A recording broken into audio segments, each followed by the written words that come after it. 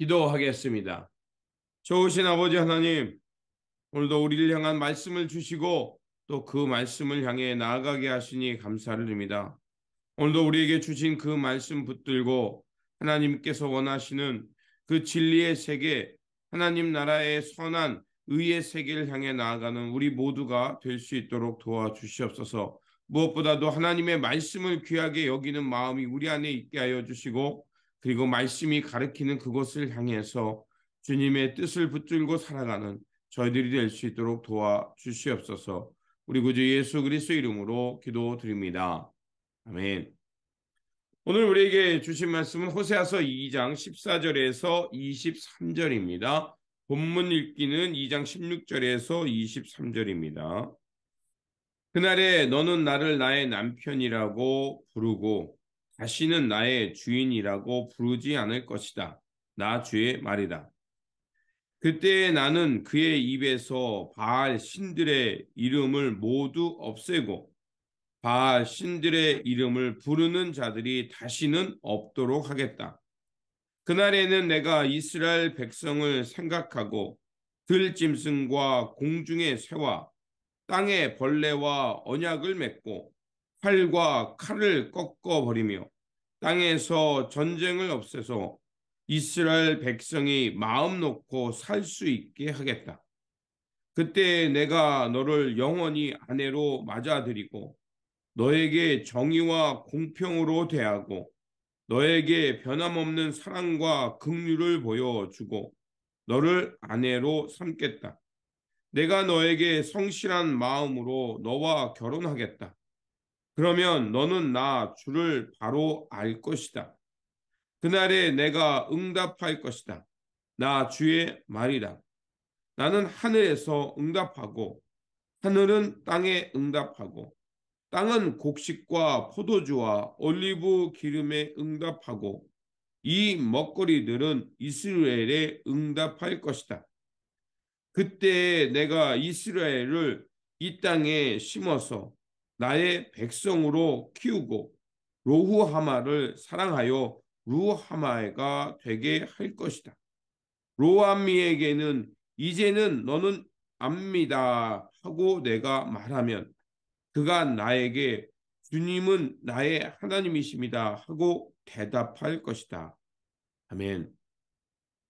오늘 본문 말씀은 이제 어제에는 하나님께서 이스라엘의 잘못을 조목조목 지적하며 그들에게 심판하실 것이라고 말씀하셨다면 이제 그들을 다시 정결케 해주시겠다는 본문의 말씀입니다.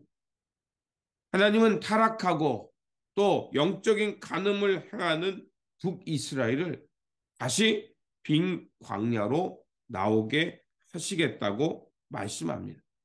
그래서 14절과 15절에 이렇게 되어 있습니다. 그러므로 이제 내가 그를 꿰어서 빈들로 데리고 가겠다. 거기에서 내가 그를 다정한 말로 달래주겠다.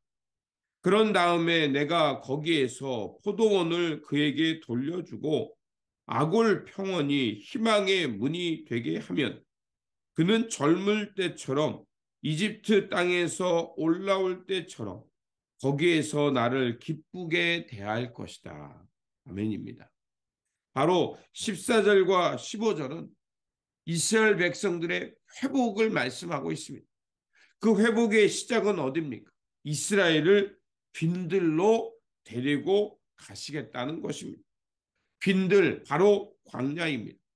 광야라는 것은 이스라엘 백성들이 하나님의 언약 백성으로 거듭나는 곳이었고 그곳에서 언약을 맺음으로 마치 신랑 신부가 결혼하는 것처럼 다시 한번 사랑의 관계가 회복되는 곳이었습니다. 그리고 그들은 하나님을 의지하고 하나님은 그들의 백성이 되는 그 사랑과 그 평화의 땅이 바로 광야입니다. 그래서 광야는 다른 어떤 존재도 방해받지 않는 곳, 오직 하나님과 이스라엘만이 은밀한 사랑을 나누는 곳이었습니다. 그래서 광야는 하나님과의 첫사랑을 회복하는 곳이었던 것입니다. 과거 이스라엘 백성들은 광야의 40년의 시간을 통해서 하나님만을 의지하며 사는 삶이 무엇인지를 배웠습니다. 비록 척박하고 어려운 환경이었지만 오히려 그곳에서 그들은 영적으로 풍성함과 하나님의 넉넉한 은혜를 만나며 하나님께서 주시는 만나와 메추라기를 먹으며 하나님의 언약 백성, 하나님의 사랑받는 백성으로 거듭날 수 있었던 것입니다. 그리고 하나님께서는 그곳에서 다시 한번 이 사랑과 자비의 그 관계 속에서 정의와 공평을 회복하며 온전한 결혼 관계처럼 하나님 나라를 회복해 주시겠다고 약속하십니다. 그래서 19절과 20절입니다. 그때 내가 너를 영원히 아내로 맞아들이고 너에게 정의와 공평으로 대하고 너에게 변함없는 사랑과 긍휼을 보여주고 너는 아내로 삼겠다. 내가 너에게 성실한 마음으로 너와 결혼하겠다. 그러면 너는 나 주를 바로 알 것이다. 정의라는 것은 나의 옳음을 향해 사는 것이 아니라 모두의 옳음을, 그래서 모두가 의롭게 공평하게 사는 세상입니다. 공평이라는 것은 이 단어의 어원은 똑같은 저울을 사용한다는 것입니다. 추가 다르거나 눈금이 다른 저울을 사용하는 것이 아니라 똑같은 저울. 그래서 하나님의 분명한 기준으로 그들에게 대하겠다는 것입니다. 변함없는 사랑이라는 것은 신실함이고 긍휼이라는 것은 자기 태를 찢고 자식을 낳는 어머니의 사랑이 바로 긍휼의 마음입니다. 그러니까 자기의 생명을 나누는 거죠. 그리고 성실한 마음이라는 것은 자기 속에 있는 영적인 능력을 회복하는 것, 또 신뢰하는 것을 의미합니다. 오늘 우리가 살아가는 이 세대는 어느 때보다도 번영과 풍요만을 추구하는 세상입니다. 우리는 그 속에 살고 있습니다. 그렇다면 이런 사회 속에서 우리는 어떻게 살아야 할까요? 많은 사람들은 더 많은 풍요와 더 많은 것을 소유하기 위해 하나님이 아닌 것을 하나님처럼 여겼고 또 하나님을 자신의 욕망의 충족의 도구로 사용하고 있습니다. 또한 양심은 외면해버렸고 그리고 탐욕은 야망이라고 왜곡하여 하나님의 정의와 공평을 무시하며 가난하고 힘없는 자를 그들을 내어 쫓고 그리고 그들의 고통에 눈감아 버리는 세상이었습니다. 이러한 시대에 우리는 어떻게 해야 할까요? 하나님 나라의 회복의 시작은 14절이 말한 것처럼 그들을 하나님께서 광야로 인도하셨습니다. 광야는 어떤 곳입니까? 하나님 앞에 홀로 서는 자리, 하나님 외에는 다른 것들을 의지하는 그곳이었습니다. 그곳에 나아갈 때 그들은 하나님의 첫사랑을 회복할 수 있었고 하나님과의 바른 관계를 회복할 수 있었습니다. 다시 한번 우리가 오늘 이 시대의 광야는 어디겠습니까? 바로 예수 그리스도의 십자가 앞입니다. 그 십자가 앞으로 나가서 하나님의 뜻이 어디 있는가를 분별하며 하나님의 음성을 듣고 이 땅의 공평과 정의, 하나님의 긍휼의 마음을 다시 회복해야 합니다. 그러므로 오늘도 우리에게 주어진 이 삶의 자리, 특별히 이 아침을 깨우는 여러분들을 하나님 앞에 홀로섬의 자리로 나아가시길 바랍니다. 오늘 우리 앞에 하나님 앞에 나를 세우는 그 예수 그리스도의 십자가 앞에 나아가서 하나님의 마음과 하나님의 공평과 정의, 그 긍휼과 자비를 회복하여 다시 하나님 나라의 역사를 향해 일어나는 성도님들이 되시기를 주님의 이름으로 축원드립니다. 기도하겠습니다.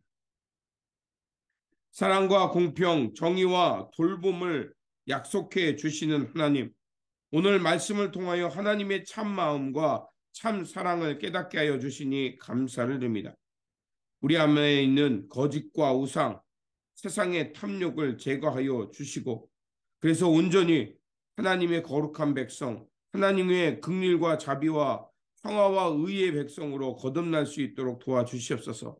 그 길의 시작은 하나님께서 이스라엘 백성들을 광야로 이끄신 것처럼 다시 한번 빈들로 나아가야 될 줄 믿습니다. 오늘 이 시대의 빈들, 오늘 우리 삶의 빈들, 예수 그리스도의 십자가 앞으로 나아가게 하여 주시옵소서. 그래서 예수 그리스도의 십자가 앞에 하나님 앞에 나를 정직히 세우고 하나님 안에서 잘못되고 왜곡된 나의 마음을 제거하고 선한 양심과 하나님의 거룩한 뜻을 담는 마음으로 회복되어서 하나님께서 우리 주 예수 그리스도께서 이끌어 가시고 세워 가시는 하나님 나라, 하나님의 공평과 정의, 사랑과 돌봄의 세상을 향해 용기 있게 나아가는 우리 모두가 될 수 있도록 도와주시옵소서. 우리 구주 예수 그리스도 이름으로 기도드립니다. 아멘.